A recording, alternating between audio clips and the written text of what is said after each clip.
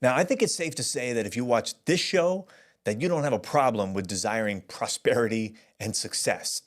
But for some people, that's not their thing, and that's okay. This episode is not for them, it's for you. Because I'm about to drop the key right here for prosperity and success. The key to achieve anything you want, the key to be able to perform the things you see in your imagination right here in the physical world. Who's with me? Let's jump in. Welcome to Success Sundays with Harrison. I'm your host, Harrison Wilder. I'm a corporate strategist and entrepreneur with an executive MBA from the George Washington University. I've managed two multi-million-dollar companies, and I advise top-level executives from a variety of industries. In this show, you'll find practical insights that will help you succeed as a leader in today's business environment. If you're serious about developing your skills as an executive, this is the place for you. Enjoy today's episode.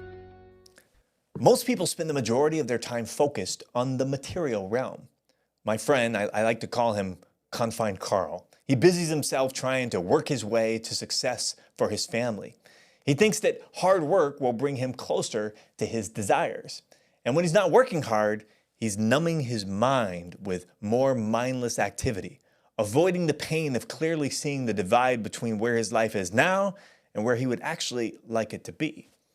But my other friend, Unleashed Larry, he spends his time differently. He focuses primarily on the immaterial realm.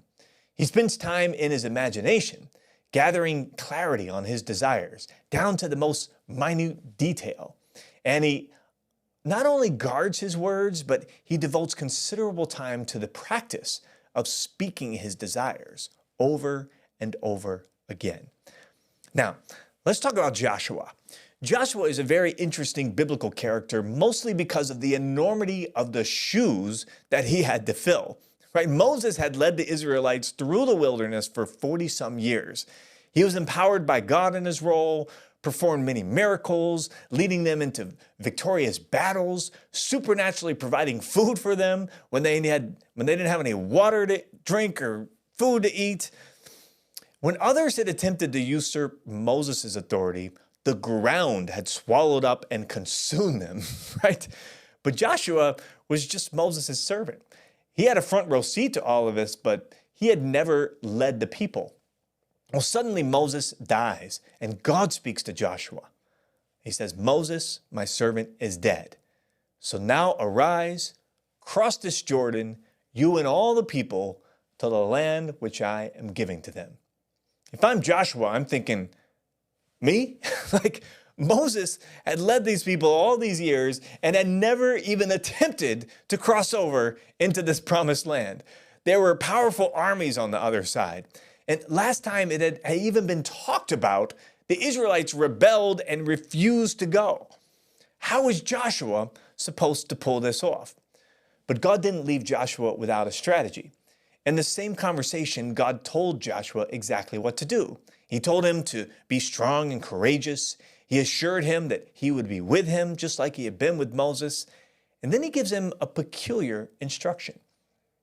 He says, "This book of the law shall not depart from your mouth, but you shall meditate on it day and night, so that you may be careful to do according to all that is written in it. For then you will make your way prosperous, and then you will achieve success." Now, if you're a part of this community, I think it's safe to say that you don't have a problem with desiring prosperity and success. But for some people, I know that's not their thing, and that's okay. This verse was not written for them. This verse was written for you, because God is dropping the key right here for prosperity and success. The key to achieving anything you desire. The key to being able to perform the things that you see in your imagination right here in the material world.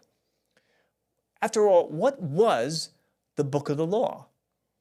The book of the law was a vision given to Moses with painstaking clarity of a new way to do community. He saw in his imagination a new nation that was centered around God, built on shared stories of God's faithfulness, and governed by better laws.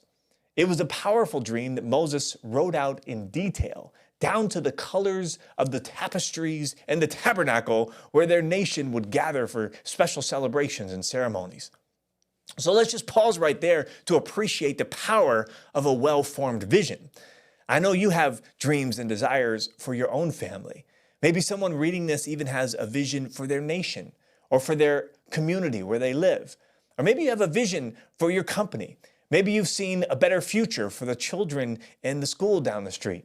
Dreams and visions become powerful when they are thought through and articulated, right? So here we are, we're thousands and thousands of years later, and people still resonate with the vision that God gave Moses. Moses had seen it, and now it falls to Joshua to continue building it. But I want you to see that God didn't start by giving Joshua a battle strategy or a list of leaders to put in place. He didn't even give him a massive task list. God simply told Joshua, you see this vision I gave Moses, right? Do you see that? Don't let it depart from your mouth. Meditate on it in the daytime. Meditate on it in the nighttime. If you combine this vision with the words that come out of your mouth, then nothing can stop you. You will be prosperous. You will have success. Listen, do you want to see your dreams come to pass? Do you want to build a family that prospers? Do you want to have good success in your business? After you've seen the vision, the next step isn't just to get busy doing things. You must align your words with what you see. There is power in what you say. Now, if you have any questions for me that I might be able to help you with on a future episode, post them down in the comments. I love to hear from you and to create content that's super helpful and relevant for you. So when you put those in the comments, my team will tee those up to me as ideas for future episodes. And until then, have a great week, and I'll see you in the next episode. Well, I hope you enjoyed today's episode. You know, great businesses and great leaders are built using effective communication. For more, go to speakingschool.com, grab my Elite Business Success Toolkit for free just for trying out our Speaking School membership. That's speakingschool.com. See you next time.